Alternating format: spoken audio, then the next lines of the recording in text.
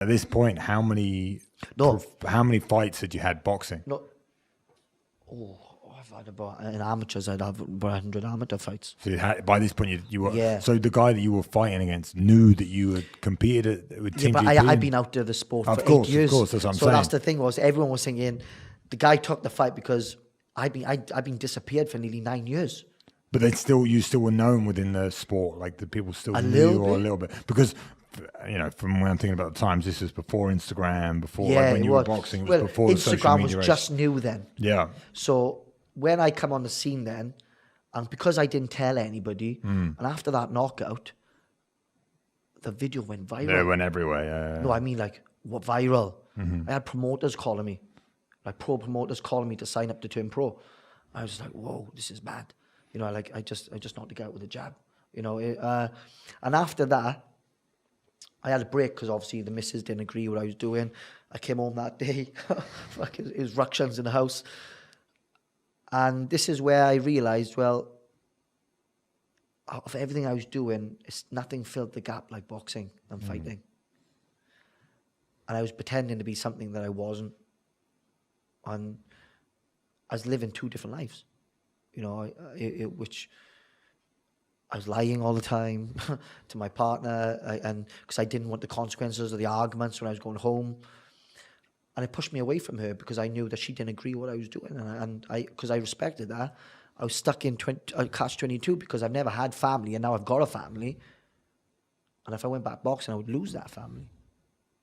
And she was deadly serious about that. She went like, or if you go back, well, I'm just going to give you a slap in the wrist. No, she was like, if you go back boxing, it's not going to work. So I was like, catch-22 all the times. I'd stop, then I'd go back training, I'd stop. So another 2 years of not doing anything. And then BKB went big. And then they started doing 10 grand prize fighter tournaments. And at the time, I was weighing like 61 kilo. And the new tournament was from 76 to 81. And I said to Jim, the guy who owned it, said, I want in. I can beat these guys. I watched the guys who are going in, and I said, I can beat every one of these guys, even at my weight. He said, but you're not that weight. I said, I'll be that weight on that day. So they put me in the tournament, and I ate like a buck and a half for this fight. I used to eat it. I was so fucking fat, but just to put the weight on. But then when I was jumping on skis, I had to weigh with ankle weights on my waist. So I had to put 14 kilos of ankle weight, 7 and 7 tied around, and keys on phones in my pocket. Honestly, God, it's brilliant, mate. Honestly, if you would have been there, you'd have been pissing yourself. I had 4 meals that day as well. I had all-you-can-eat Brazilian, the Viva Brazil thing in London. I said to my coach, I said, I can't breathe. He said, you've got to make this weight. I said, I didn't make the weight the first time. So on the second time, they put keys on phones in my pocket. Made the weight.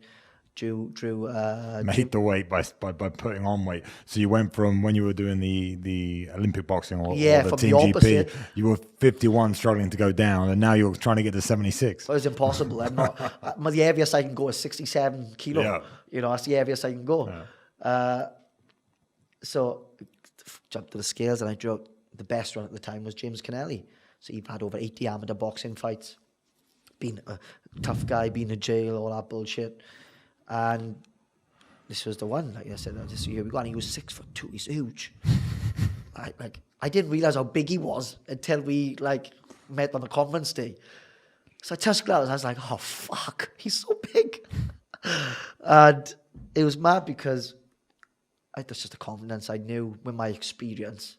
It's how big you are, I got you, and the fight was a great fight. He gave me, from his reach, he hit me with a jab the first round. I couldn't see a fucking thing. He hit me so square in the pupil that I had to close my eyes to see one of him because there's 10 of him otherwise. And I didn't show him that he caught me. I was bleeding, but I didn't care about the cut. He hit me so square in the pupil that I couldn't see. So the plan that I had going into the fight, it's gone. So I took it to him. I dropped him twice. I just used then my experience. So I just stepped in. I knew I was going to land with that right down. I remember hitting him to the stomach. I remember bending him in half because I was heavy. I was whacking. And dropped him twice and then got the win. So, that was a big statement because nobody thought I could beat these guys at that weight. They were so big. And the ring in the bare knuckle is so small. It's like a phone box. I could touch corners with him from my opposite corner. Do you think that helped you because or hinders you? No, it's just like I'm a mover. Because your style's a mover. I had nowhere to run. It's a fight, you know. So he brought the dog in me, and it was a great fight, to be fair. And he was, you know, for me, like, you know, I should never been at that weight, but that's what I had to do to make a name for myself in the bare knuckle world. You know, I knew no one was going to fight me after that first fight at my weight. It'd been murder to get someone to match me. And especially then I actually started training properly. I started putting videos on Instagram, Facebook, and then my videos started traveling and people were more interested. I was sparring with top world champions, European champions, and beating them up in their own gyms. But at the time I was all in on the bare knuckle. And people were asking me at the time, Dan, why didn't you turn pro? And I was still going through this situation with my partner of like, she didn't want me to fight. And it was just such a sad time in my life that I should have turned pro when I knew I should have turned pro. Instead of fighting. In secret, basically. In secret. Or not realizing that this relationship maybe is not going to work. And it's sad because she was a good wife. Yeah. You know, she was an amazing partner. But the person you love the most needs to be there with you in these battles. It's not about, you know, fighting isn't just about fighting. It's the emotional ride to it and after it. So the person I loved the most wasn't there in my fights. And that broke me. That's what made me make the decision. It was like, for me, as if that person was good at something, I'd travel the whole world to support that. This doesn't mean she's a bad person. Just for me, it made me feel that I'm not in the right place to be in a relationship because my focus is I wanted to be back on boxing. That's what made me a man again.